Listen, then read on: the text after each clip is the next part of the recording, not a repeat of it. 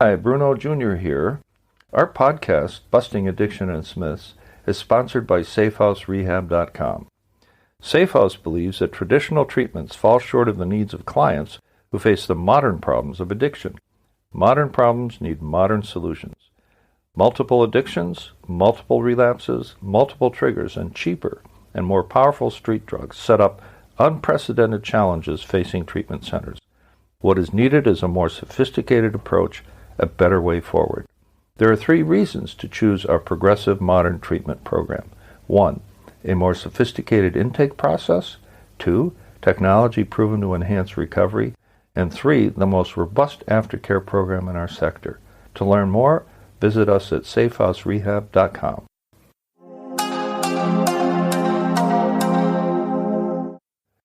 This is Season 12, Episode 8. And I call this episode, Is Your Faulty Thinking Leading to Depression? ? You know, it's hard enough to having an addict or alcoholic in your family, even if you've been attending Al-Anon meetings to help you liberate yourself from the worst effects of this disease. What happens to those of us who have to deal with the unpleasant reality of having addiction living in our family, whether the addict or alcoholic is living under the same roof or not, is that our self-esteem takes a big hit. We blame ourselves for being the cause of the disease if we even acknowledge it as a disease at this point. We despair when we find we cannot control it, and we dream of a cure. We also succumb to faulty thinking that could lead us down the path toward a clinical depression, and believe me, that is a dark place to live. I've been there. It lasted about 6 months, and I plan to never go back there again. So let's examine the different ways that we talk to ourselves. This will give us some insight that we might need to get us from negative thinking to realistic thinking. This isn't an attempt to change our thinking to happy talk or to thinking positive, both of which are not going to get us really anywhere, as they deny the reality of our situation. In an important book called Feeling Good, authored by Dr. David Burns, he introduced the concept of cognitive therapy way back in 1980 to help understand and treat depression without the use of medication. And his findings now shape virtually all of the cognitive approaches and therapies of all types today. Much of what I state here today is sourced from the good doctor's work and his insights.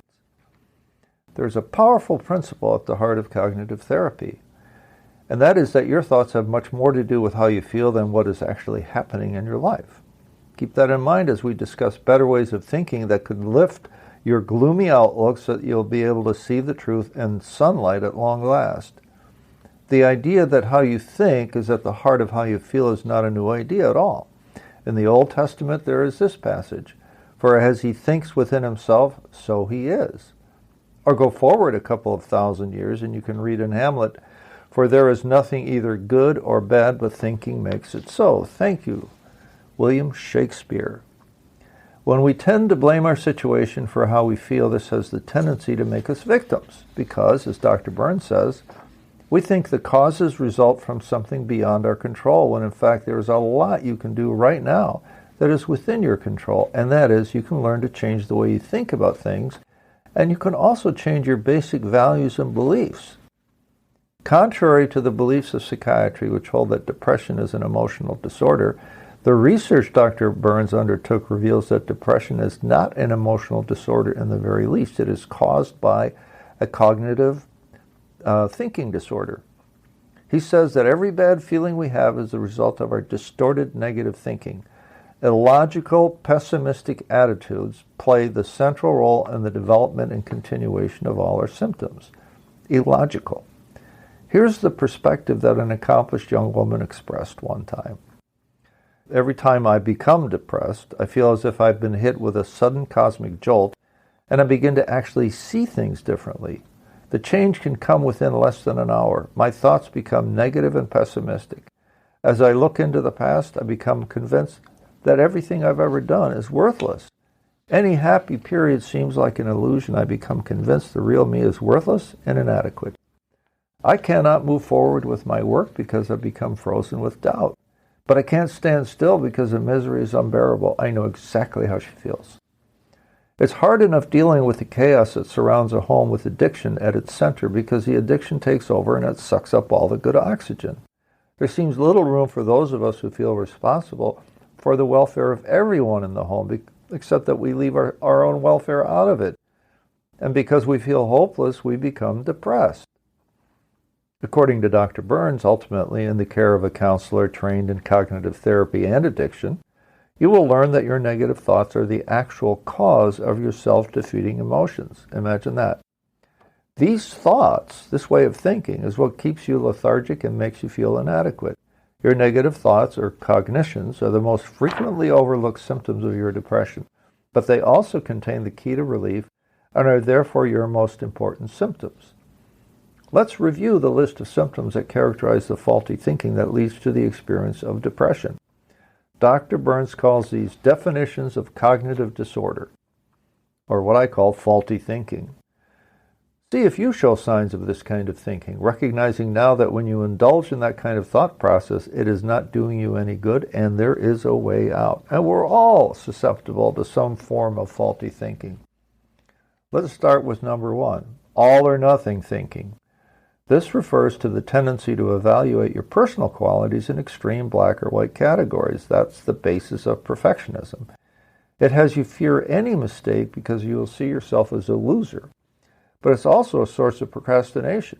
In other words, if I can't do it perfectly, why do it at all?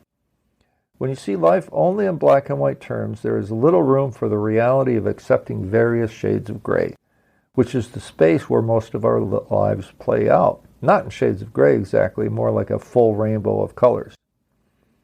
Number 2, overgeneralization. Amped up pain of rejection is generated almost entirely from overgeneralization. A personal affront to most of us is temporarily disappointing, but cannot be seriously disturbing if your thinking is normal, if your thinking is rational.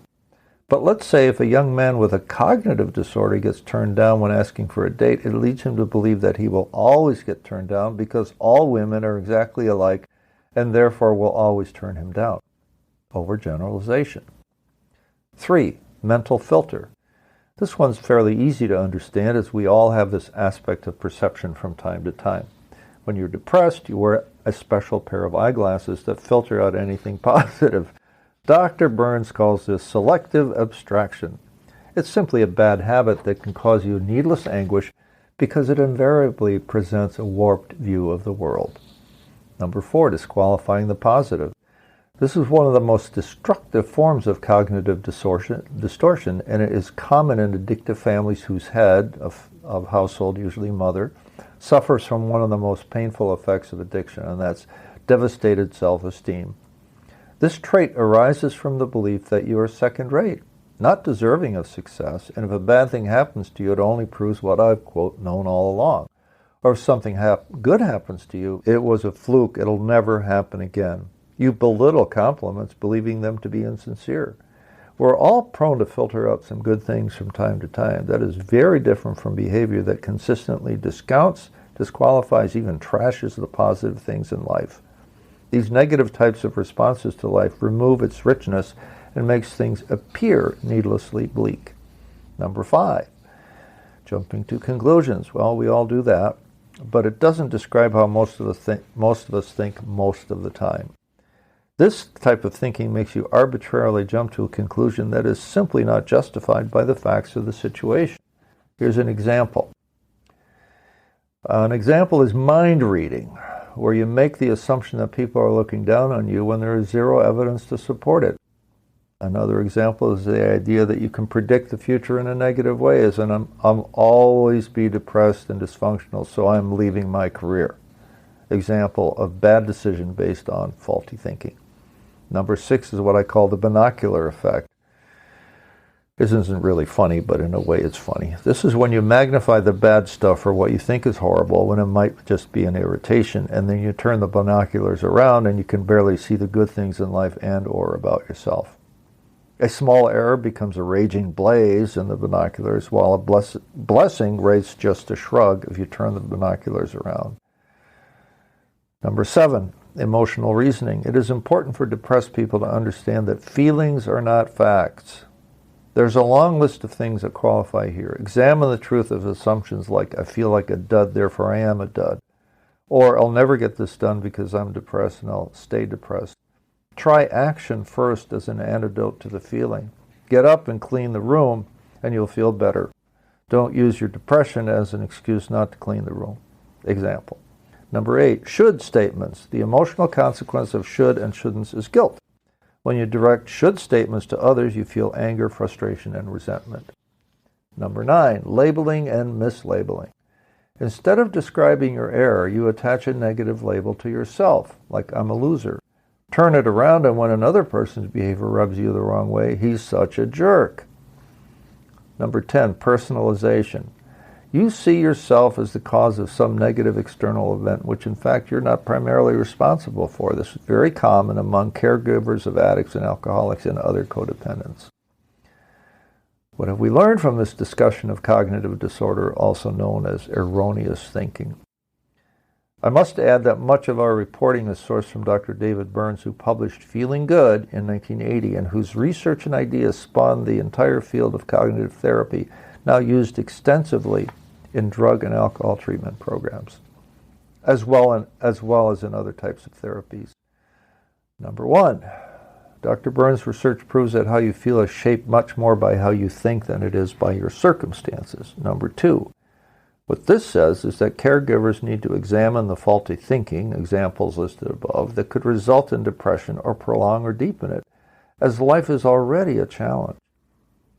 Number 3, it is important that as a caregiver you take a close look at the illogical, pessimistic attitudes that shape your own view of life, and if left unchallenged will result in further damage to your self-esteem and to your relationships. Number 4, the best place to start your change for the better, that is, developing a more realistic and positive attitude, is to engage a cognitive treatment therapist who is also an addiction specialist. That therapist must be qualified in both disciplines, and today any AODA, alcohol or drug addiction specialist, is likely to have experience and training in both. There is hope.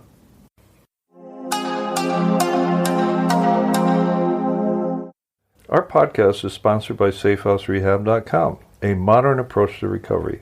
To learn more, visit us at safehouserehab.com.